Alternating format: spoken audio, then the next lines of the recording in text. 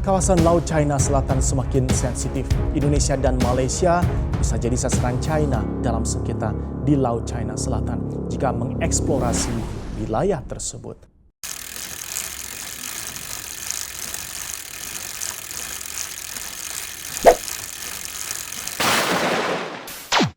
Halo Sobat Corong ID. Sejak konflik Dwi Kora, hubungan Indonesia dan Malaysia mengalami pasang surut. Beragam friksi kemudian mengiringi hubungan bilateral Indonesia dan Malaysia, yang membuat mereka bertengkar lalu akur kembali, layaknya dua saudara laki-laki. Namun sayangnya, kini malah tercium kabar yang kurang sedap di antara keduanya. Salah satu kabar yang berhembus adalah ketika media Malaysia menyebut bahwa Indonesia kurang tegas pada China, tidak seperti negaranya yang sekarang lebih vokal dalam menyuarakan penentangannya terhadap intrusi kapal dan pesawat China. Padahal pada kenyataannya, Indonesia sangat berhati-hati dalam masalah China di Natuna.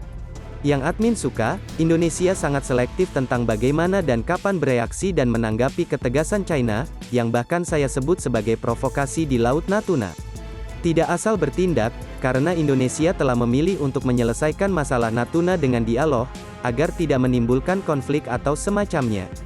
Kalaupun dengan militer, Indonesia juga telah melakukan upaya yang tak terpublikasi tapi tegas di Natuna Utara kok. Jadi, bila Indonesia disebut hanya melakukan pendekatan diam, rasanya kurang cocok saja. Bukankah, soft dan hard diplomasi harus berjalan beriringan ya? Justru sekarang Indonesia sedang melakukan hal ini, karena mengirim kapal perang ke Natuna Utara serta melakukan diplomasi kepada pemerintah China. Pengiriman kapal perang Indonesia ke Natuna bukanlah berita hoax ya bos, karena pernyataan tersebut telah dikatakan langsung oleh Pangko Armada 1, Laksamana Muda TNI Arsyad Abdullah. Di mana pengiriman 4 KRI berguna untuk memberikan rasa damai bagi masyarakat kita di Laut Natuna Utara, serta menjaga agar teritori negara kita aman terkendali. Sahabat sekalian, sedari dulu, rasanya Indonesia juga telah menunjukkan eksistensinya di sana kok. Bahkan, TNI sendiri sudah bertahun-tahun lalu membangun pangkalan militer yang berisikan batalion komposit di Pulau Natuna. Di mana pasukan gabungan TNI 3 Matra ada di sana semua, ditambah alutsista yang ditempatkan TNI di Natuna pun kelas 1. Bukan bermaksud apa-apa, namun bila kita bandingkan alutsista milik kita dengan negeri serumpun kita, versi Global Firepower ya masih kalah jumlah bos. Entah itu dari matra udara, darat ataupun lautnya, Indonesia masih lebih unggul. Sekarang jadi jelas, kenapa Malaysia tak berani melawan China layaknya Indonesia yang tegas mengirimkan kapal perangnya ke Natuna Utara. Dengan besarnya kekuatan militer Indonesia dibanding Malaysia, dan kenyataan TNI telah lebih dulu membentuk batalion komposit di Natuna, Indonesia bisa saja memenggal negara Malaysia jadi dua bagian hanya dari Natuna, jika perang tiba.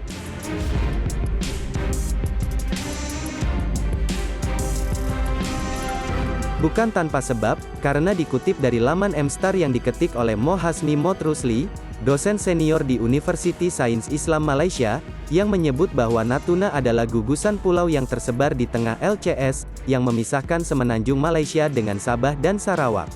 Letak Natuna yang berada di sekitar 450 km sebelah utara Pulau Singapura, jika dilihat pada peta Asia Tenggara, terlihat jelas bahwa Kepulauan Natuna secara alami berada sejajar dengan letak negara bagian Terengganu Malaysia, jika ditarik garis lurus dari pantai negara bagian ke arah timur.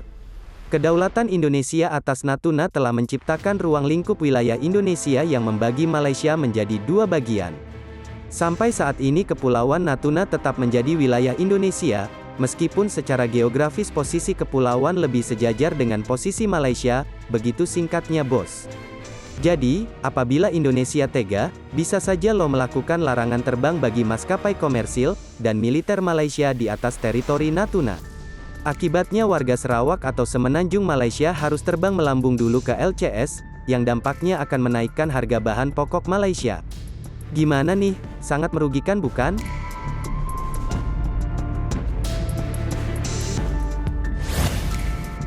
Perlu diingat bos, pembahasan kali ini bukan maksud admin provokasi atau bagaimana, namun admin hanya meluruskan berita yang beredar dengan versi admin saja.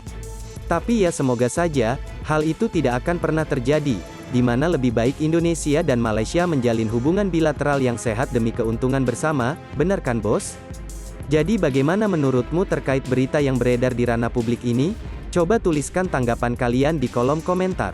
Ingat berkomentarlah dengan bijak. Oke, sekian dulu dari admin, terima kasih.